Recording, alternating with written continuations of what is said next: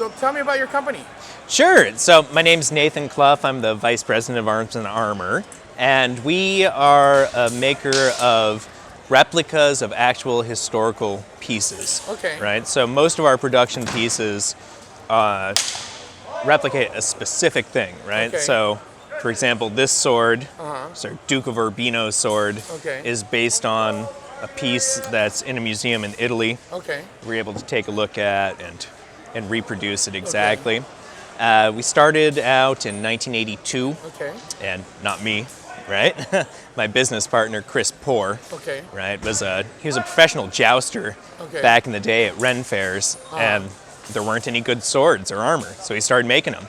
And then in the late 80s, he went over to London and he knocked on the door of Ewart Oakeshott, who Oakeshott was a historian who created the Oakeshott typology of longswords.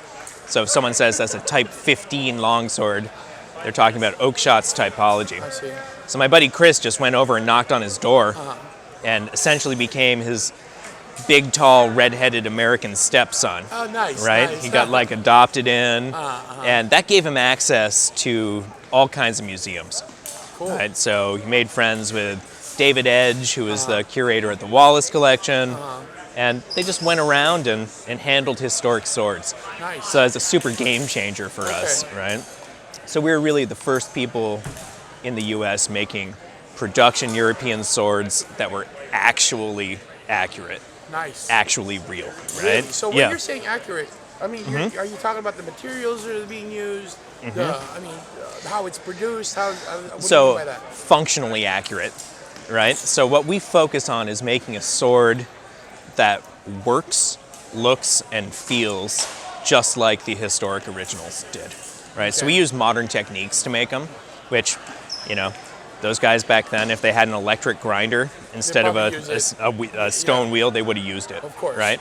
So we try and get the results the same. Okay. So we use 6150 carbon steel because after a bunch of testing of actual medieval swords and their hardness and their flexibility, we decided that this was the modern steel that was most similar to the very best steels they were able to make in late medieval Germany. I see. Right? Okay.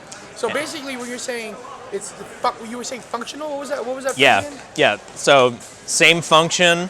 They look the same. They feel the same. They work just like the originals did. Yeah. Nice.